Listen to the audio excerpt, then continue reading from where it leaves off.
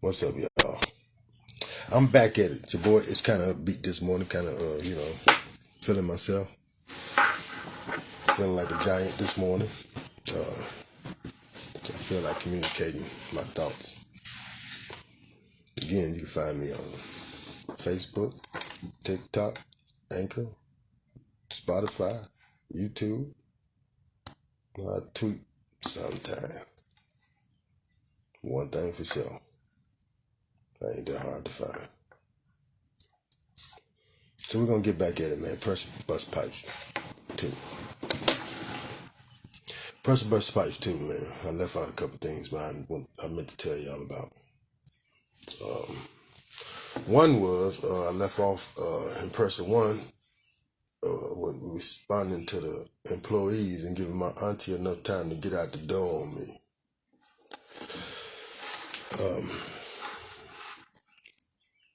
So I wanted to let y'all also know that during that time, she waved at me.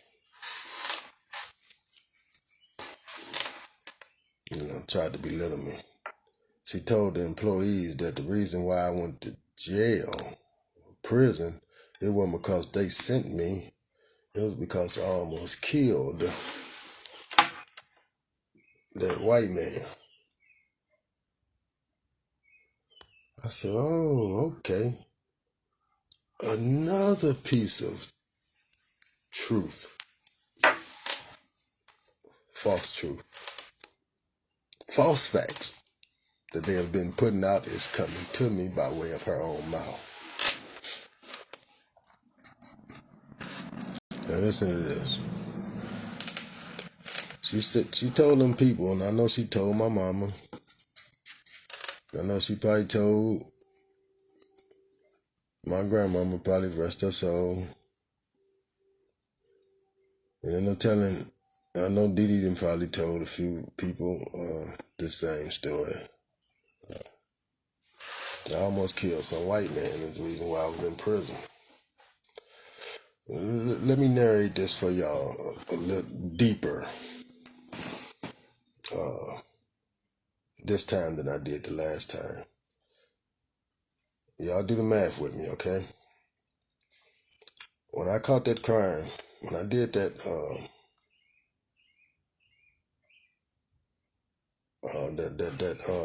crime on the October 17, 1988, I was 21 years old.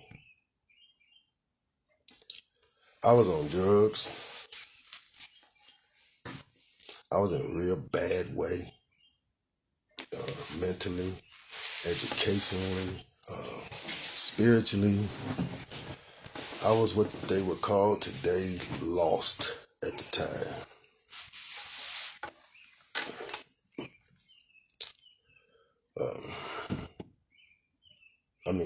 Lost.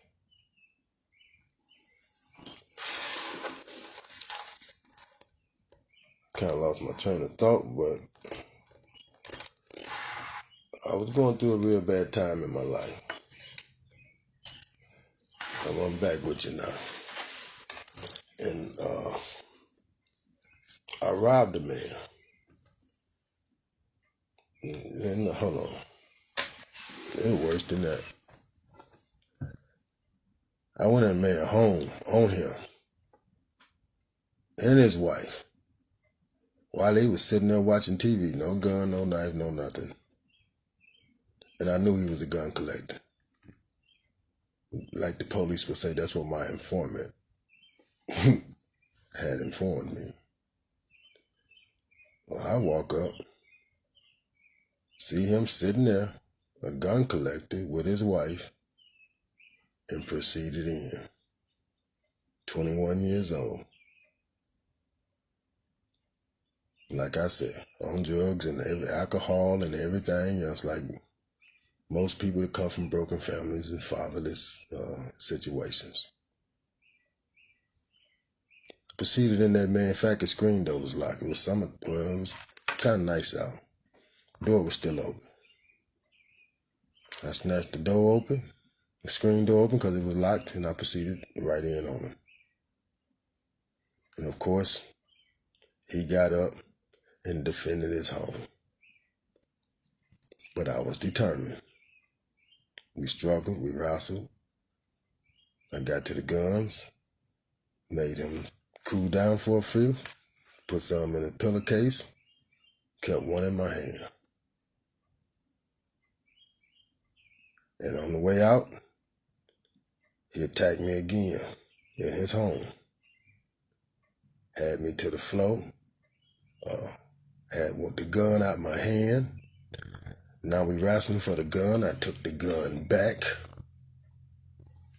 and on the way out the door I went. And let me tell y'all something. When I pulled that top drawer open, dresser drawer, there's probably 50 guns in there. All loaded, all in holsters. Every one of them. I pulled the second drawer open, same thing. I just thought, I wasn't, this guy still fighting. He ain't gave up. Anyway, like I said, we fought 2-3 times in the house. Out the door I go. I got 4 or 5 pistols, I can't remember. Anyway, I give her boyfriend at the time, the one that was beating on her, that was blackening her eyes, Blanchard Robertson, retired from Cheddar's out there on Saginaw, the restaurant. I give him a 38 special. Supposed to pay me within a couple weeks. I think he got paid on Wednesdays at the time. I'm almost certain of that. Almost certain. But I know I'm supposed to get my money on Wednesday. So, of course, he ain't got my money. I go to my auntie, Charlene Mack Robertson. Charlene Mack at the time. I say, auntie, dude ain't gave my money, man. I gave him something. He ain't took care of that. And Ricky, that's between you and him. But I'm going to tell you something. Blanchard ain't no punk. Something like, So, okay. So I ain't finna get into all that. I'm already running from the police, In fact, I'm running in Illinois. Now they looking for me here where I'm at now in Michigan. I ain't been here for 30 days. 20-something days. I ain't even, I'm on my way out. I'm in my mind, I'm headed south. I need my money.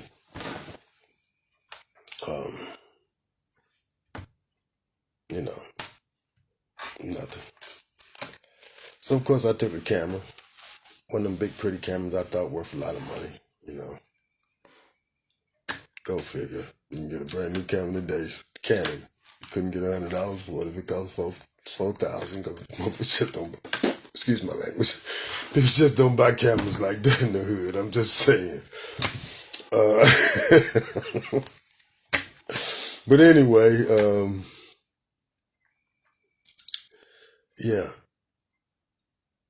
So I took the camera, of course, the place for the pistol. He called the police.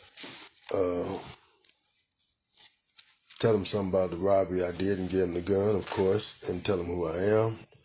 So, of course, it didn't take nobody to figure out that I'm the one that did that to them people, But I want y'all to know something, man, that I found out when I was in court.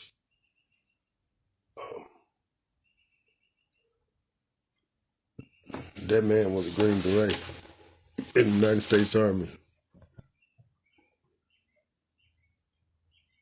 That man was a Green Beret. I know what kind of fight I was getting out of that house. I know what kind of fight I was in. And then come to find out this was a ex-Green Beret. I'm a 21-year-old little crackhead. Probably every bit of 170 pounds, soaking wet. And you running around here telling these people I almost killed a Green Beret of the United States Army. Just the narrative, y'all. I want y'all to know the truth because, like I said, my hands is clean. I've done my time for that crime. I'm man enough to tell you, yeah, I was all screwed up. They kicked me when I was down. They stumped when I was down. They sent me to the belly of the beast when I was down. They didn't try to give me no help. They served me up to the wolves. They sent me to the belly of the beast is what they did. And now that I'm home, now that I'm on my feet, and mind you now, just only because you start dogging me and talking about me, because I think you're jealous about my movements and my success since I've been home. I don't know, I think because I got a beautiful wife, black, beautiful, college graduate, got me held down. I don't know if it's jealousy or what. I know I ain't did nothing to none of y'all. Other than to suggest that we can do better as a family if we was bring it together and tighten up and do what's necessary to look out for us. It's the only thing I ever had to say to any of them. I don't care nothing about who you sleeping with. That's your prerogative. Where you work at and choose to get your money, that's your choice. Where you go get your spiritual guidance at, that's on you. The only thing I ever said to them about how can we be successful as a family, and all of them got the same story. At the top of the food chain is my mama and my auntie Shirley Mack Robertson. Is we ain't never had nothing. Didn't nobody leave us no bunch of land. Didn't nobody give us nothing. We didn't have, I guess she's telling me and they telling me that we should not expect to do any better than what we are doing. And I refuse to accept that narrative. That's why our problem lie. I keep saying the same thing. Y'all know I'm not lying. They don't even want to have a family meeting. They don't even want to try to fix it. Because they too ashamed of what they've done. Well, pressure bust pipes. You're going to have to apologize, as I said in part 1 of this. You're going to have to bow. Well, I intend on making everything that I've said become your reality. I'm working hard financially to be in position whenever I feel to pull up and show out.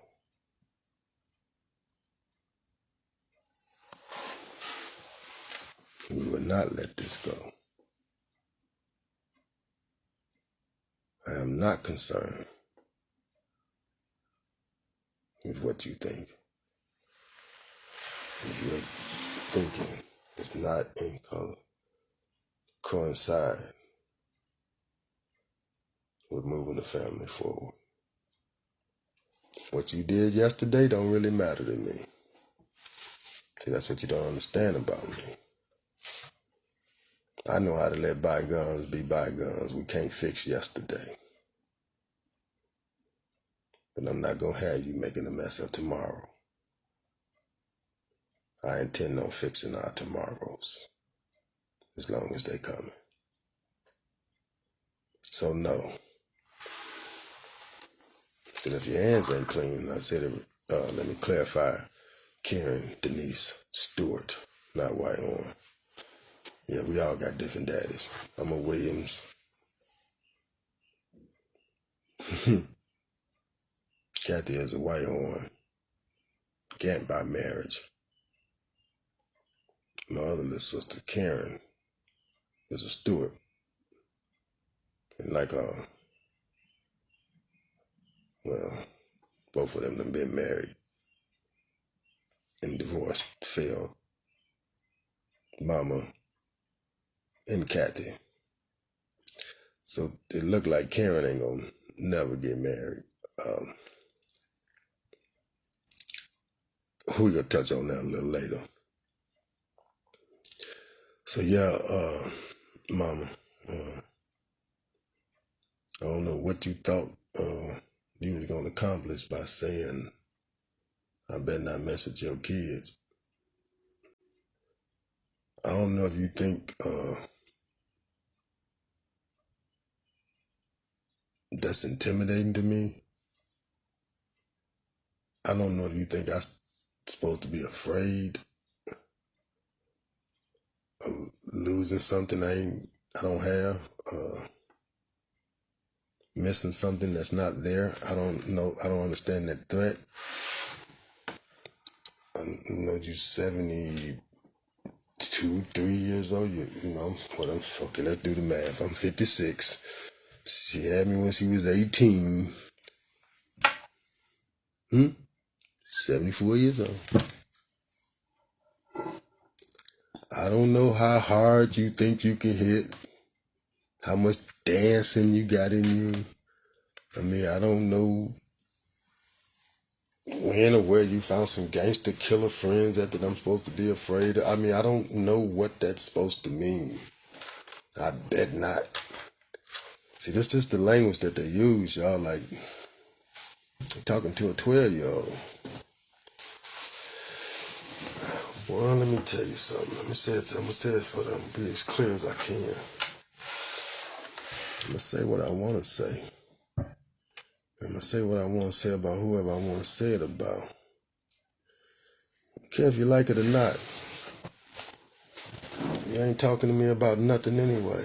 You don't want to talk to me about life, and I sure don't want to talk to you about death. So let's be clear with them that petty threats about what I bet not do. I'm only making my diary public.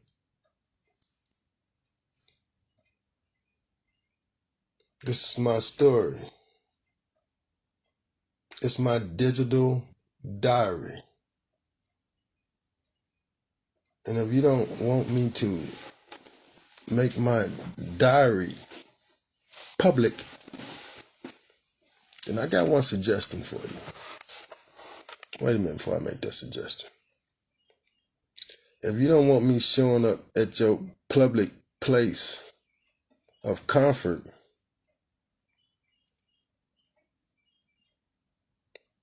then I got a suggestion for you. You need to bow. And you need to apologize.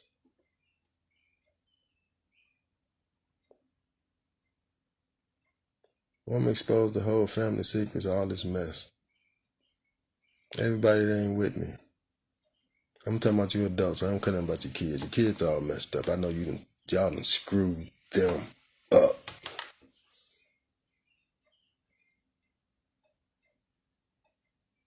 And don't get me wrong, I come from good stock.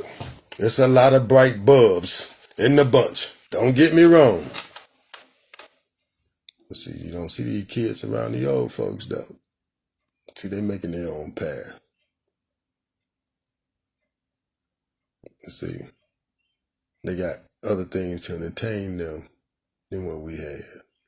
So they making their own way. And they ain't, from what I'm seeing, when I've been around, there's very few of them. And I'm talking about boys. There's very few of them on location. And the ones that's on location, let me be clear when I say that they mama's boys. They mama's boys, for sure. I don't want to get off into all that, but I just want y'all to know. Believe what you want to. You can FOIA. That means FOIA, Freedom of Information Act. My file, Ricky Leon Williams. Prison number 200447. Michigan Department of Corrections. You know why I can give it to y'all like that? Because I know what's in it. I know every ticket. I know every notice of intent. I know everything that's in it. And I'm comfortable with you seeing it. Now ask them, are they comfortable with what they've done? Because again, my hands is clean. Until the next time, holla at your boy.